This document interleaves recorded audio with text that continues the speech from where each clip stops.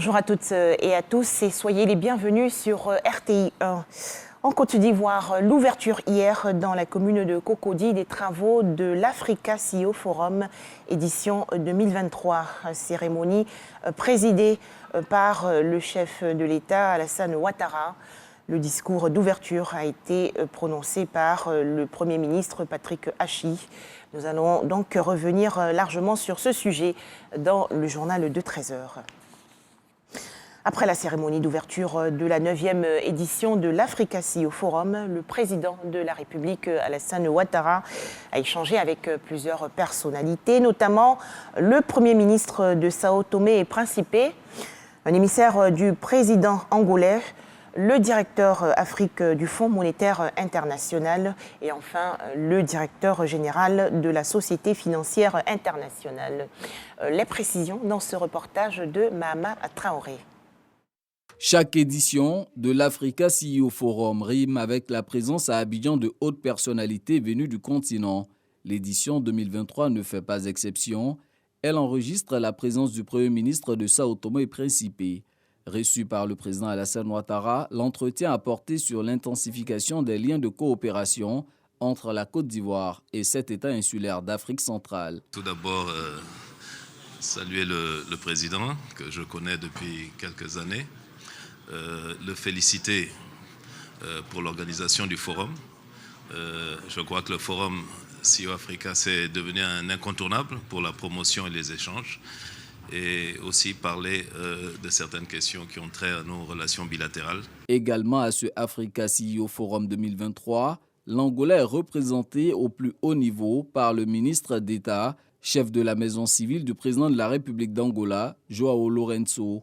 L'émissaire est aussi porteur d'un message du chef de l'État angolais à son homologue ivoirien. Et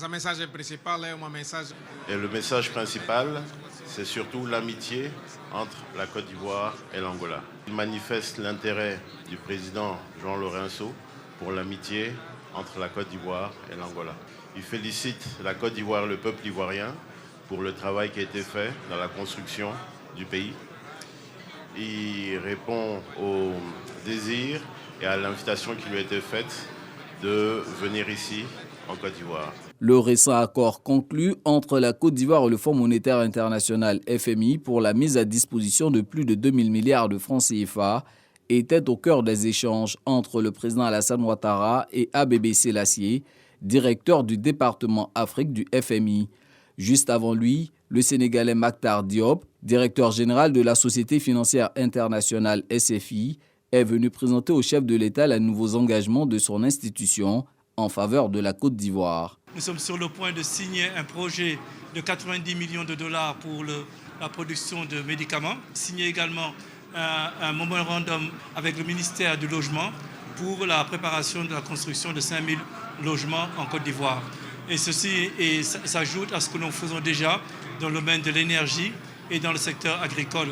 La SFI, institution financière de développement dédiée au secteur privé, est le co-organisateur de Africa CEO Forum. Pour les 2 prochaines années, elle compte augmenter de 50% ses interventions sur le continent africain. Célébration hier de la journée internationale de lutte contre la pêche illicite. Selon l'Organisation des Nations Unies pour l'alimentation et l'agriculture, la pêche illégale, non déclarée et non réglementée serait responsable de la prise annuelle de 11 à 26 millions de tonnes de poissons, privant ainsi l'économie mondiale de 10 à 23 milliards de dollars. Plus de 500 arrestations et 16 morts à Dakar, la capitale sénégalaise, suite aux heurts survenus après la condamnation à 2 ans de prison ferme de l'opposant Ousmane Sonko. En France, la 14e journée aujourd'hui de protestation contre la réforme des retraites. Plus de 11 000 policiers et gendarmes vont encadrer la manifestation. La préfecture de police de Paris dit attendre de pied ferme les éventuels casseurs et pilleurs.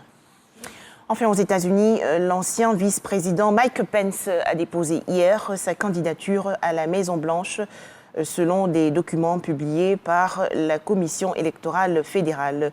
Mike Pence va ainsi défier son ancien patron Donald Trump lors des primaires républicaines de 2024. Voilà, merci de nous avoir suivis. 13h, c'est l'heure du journal sur RTI 1.